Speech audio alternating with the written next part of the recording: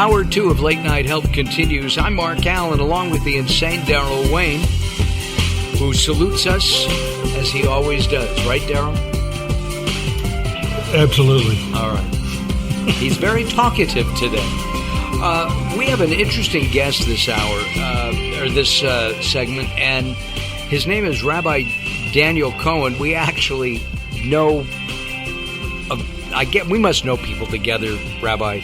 I'm sure. He was just out in Thousand Oaks, California, where I'm based a few days ago, and I could have been at the same wedding. Who knows, right? Were you officiating or guesting? A mix. I kind of co-officiated and a guest, yeah. Okay, good. Rabbi Cohen has written a new book. What will they say about you when you are gone? And to me, this is something that is important as we talk about health, because we all want to be, I think, remembered for something, and something good.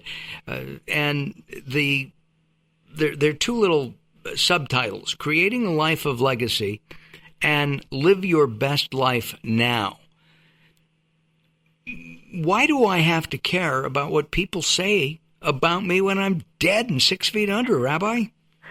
Well, I'll tell you, first of all, thanks for having me on the show. I appreciate that. Sure. I say this is not a book about death. It's really a book about life. And the notion of what will they say about you is actually just a trigger for us to think about how we can lead life of greater significance. I think it's less about certainly, I'm worried about what they're going to say, and more as a tool for us to think about what kind of difference are we making in other people's lives. Inside everybody, there's a voice, regardless of their faith or not faith, to say, I want to make my life meaningful. I want to make an impact. I want to build relationships. And with all the noise in the world today, we oftentimes get distracted about what's truly important. So the goal of the book is to awaken that voice inside through the trigger of thinking about the end of life, so that we can actually lead that life now. One of the things that strikes me as we talk a lot about faith-based healing, health, energy healing, connecting to source. I had a conversation with a guest that we'll be talking to in a few weeks. He called it spirit. It can be God, Jesus, Mohammed, whatever any individual believes. Is it true that, or doesn't believe? Do you need, in your opinion, to have faith to be successful and happy in this life? Great question. A couple things. I think that what faith provides, and again, faith can be in a higher power, faith can be in yourself, faith can be through other people that encourage you. No matter what, we're always going to face obstacles and challenges. That's just the reality. No life is without change, transition. And I do think it's critical to have faith wherever you're going to find it, to give you the fortitude to pick yourself up, and today is a new day, and try to make a difference. Because I think we all need that. We get tired, and the faith itself is also, from what I see, a renewable energy that helps us stay uplifted and realize that we're here for a higher purpose. One of the people that I spoke to many years in the book, actually, a fellow named Tamir Goodman, who happens to be a devout Jew who played in NCAA Division I basketball. And he always felt, and I think this is true regardless of your faith, that when you feel you're playing, you're working, you're doing not just for your own glory, but for something higher, an important purpose, it does provide for you a sense of renewable energy to keep you motivated. One of the things that I get from the book, and of course this is coming from my own personal standpoint, my own personal belief system. I am Jewish. I've said that on the show before. This is a book for everybody, but yet it has some basic Jewish tenets. Live your best life now is different than preparing for an afterlife that many other religions focus on. No, I think that's true within the Jewish faith, and I think, again, it applies to all humanity, but it's certainly very strong, is this idea that every item that we have in this world, whatever it is, physical, Everything really is here to help us get the most out of this life. If you look in the Bible, there's no specific reference to the afterlife. Doesn't mean we don't believe that it doesn't exist, but at the end of the day, it's about what am I doing to elevate this world. The world is filled with a lot of darkness. What am I doing to bring some light? And that's where the live your best life now is so critical, because it is about making the most of the potential that we have to really harness that, not only for ourselves, but for also the world around us. A friend of mine, and who's a regular contributor here on Late Night Health, Robert Clancy, the author of The Hitchhiker's Guide to the Soul. Write that down, Rabbi. It's a good book. I love that. It's a great book. Talks about volunteering, and he volunteers so many things, from officiating at weddings, and I know that hits your pocketbook, but beyond that, he volunteers at the Children's Hospital in upstate New York. He does so many different things. He teaches martial arts. He does a lot of volunteerism, and he says that's a key to life. Totally. I mean, in the book, one of the principles is called Discover Your Elijah Moment, which is really, you like that? I do. You know, the idea that at any moment, at any time, we can be that Elijah, that person that makes a difference in somebody's life. And we may not see that individual again, but in that one moment, we're there for that person, help them bring heaven down to earth. And I find that that's really where we find meaning in life, because it's really through giving back. And it truly is a way to keep us inspired, keep us feeling that the days aren't just passing by, but that we're making the most of every day. You should explain who Elijah is, Rabbi. I will do that. So Elijah is actually a prophet in the Bible, and he appears, at least according to tradition, at moments to push people along. There's a wonderful story about a person who went to a holy mystic and said, I want to see Elijah the prophet. And the mystic said, if you want to see Elijah, spend the weekend in the forest with this widow and her children with food, and you'll see Elijah the prophet. So he spends the weekend there. Saturday, no Elijah. Sunday, still no Elijah. He goes back to the mystic, and the mystic says, go back and you'll see Elijah the prophet. So he goes back Friday afternoon deep into the forest, and he overhears the widow and the child.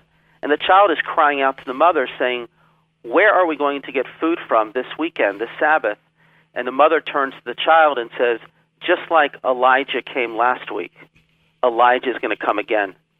And in that moment, he realized that he was the Elijah this woman was waiting for. Mark Twain says it very well. The two most important days of your life are the day when you're born and the day when you understand why. And I can't tell you how many times I'm sure you realize that you're just in the right moment, in the right place, where you are that person's key individual to help that person along. In the book, What Will They Say About You When You Are Gone, does it help you understand your why you were here? Yeah, I would say for sure. I mean, part of it, really, the beginning of the book is about developing that prototype. What is your best self? What is the life you want to lead? What is the why? Father, brother, son, daughter, philanthropist, person who seeks to do good, who leaves the world a better place. It's really about identifying what is the why of your life. And then when you have clarity about that, you'll find that when you think about every day as an opportunity to realize that purpose, your life will have so much more meaning. And there are tools in the book. It's really a book to not only read, but to work through to really try to delve into how you become that best self. It's a guidebook. You got it. Would you say this is a guidebook to life? I would say it's a guidebook to life. I mean, I try my best. It's a book that comes from the heart very much. It relates to my own, I would say, challenge and yearning to realize my divine potential, coming from my experience as a rabbi, where I've seen many people who get awakened. You know, there's no atheist in a foxhole. I'll get people calling me when they're going into the hospital, Rabbi, pray for me, and then I'll never hear from them again. And the question is, how do we take those moments of urgency? I said actually to the former mayor of New York, Rudy Giuliani, would it be wonderful if our country lived as if it was always September 12th, not September 11th? On September 12th, we hugged our families a little bit tighter. There was less partisan divide. And the question is, how do we take that sense of the fragility of life and make sure that we're really focusing on not what is urgent, but what is significant? And, I try to do my best to hopefully put it out there from the heart, and hopefully it enters into other people's hearts as well. As creating a life of legacy, what is your legacy? What do you hope it to be? My hope is that at the end of my life, God willing it'll be a long time, that I can say that I did my best. 118 years. You got it. That I did my best every day to realize the potential that God put within me to spread that blessing to my family, to encourage other people to find their potential, and to help bring some light to as many corners of the world and as many people as possible. Rabbi Daniel Cohen is our guest. The book is called What Will They Say About You When You Are Gone? Creating a Life of Legacy. He's also a radio host. It's okay. I haven't been invited to be on it, neither is Daryl, but it's okay. The Rabbi and the Reverend. You're a great man. I'm going to get you on. We're going to take a time out for a couple of moments, and Rabbi Daniel Cohen and the insane Daryl Wayne and I return as Late Night Health continues. By the way, join us at latenighthealth.com, latenighthealth.com.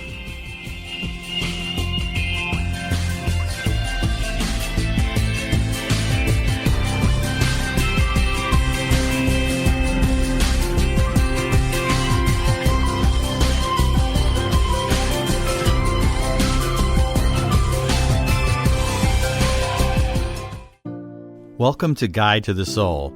This is Robert Clancy. Grief can be such a burden on your heart. It can be crippling to the point where you can't even seem to function.